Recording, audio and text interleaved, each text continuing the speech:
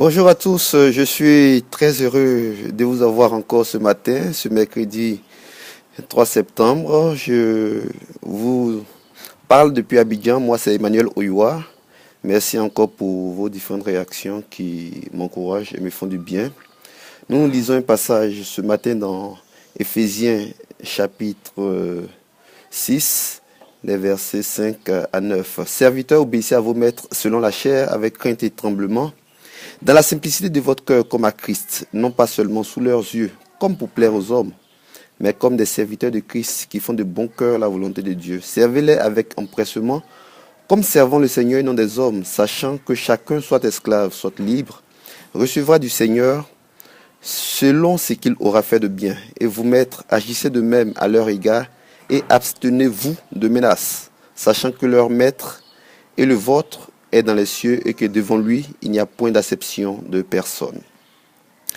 Voilà, ce passage relève deux points, deux éléments.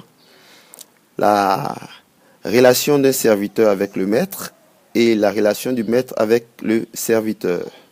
C'est un passage suffisamment riche et la Bible en parle suffisamment. Je vais juste donner quelques informations sur l'attitude du serviteur envers le maître et insister plutôt sur l'attitude du maître envers le serviteur. D'abord, sachant que lorsque dans ce passage on parle de serviteur, ça fait d'abord allusion à l'esclave, mais pas l'esclave dans le sens connu sous forme d'esclavage traite négrière, ça c'est de l'abus.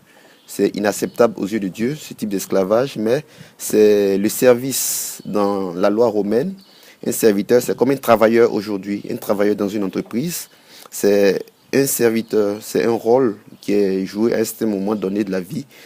Et le maître, c'est celui qui a autorité ou bien qui donne les instructions au serviteur.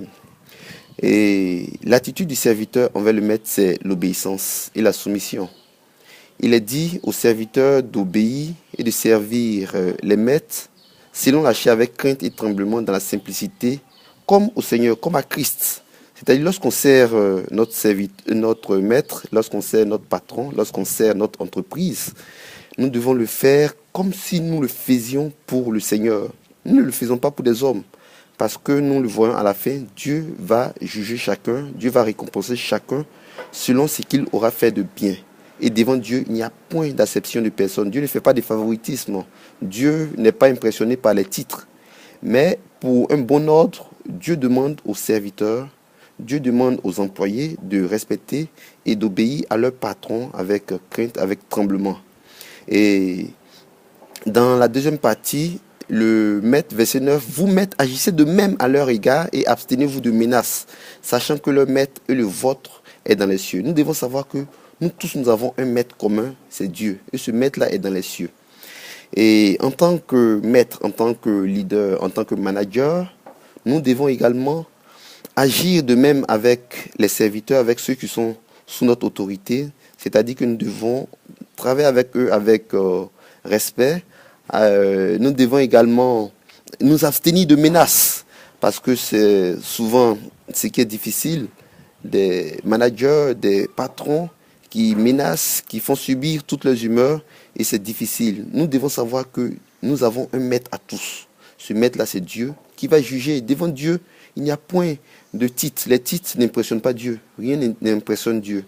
Et nous devons le faire. Aujourd'hui, dans les sociétés, une même personne, comme je le disais, c'est un rôle. Donc, une même personne peut être maître et serviteur. Tu as des personnes sous toi, comme le centenier l'a dit, et tu as des personnes aussi également au-dessus de toi.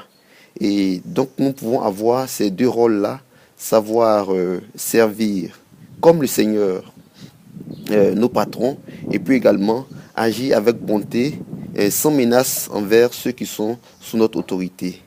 C'est ce que Dieu demande. Que Dieu nous bénisse et à demain.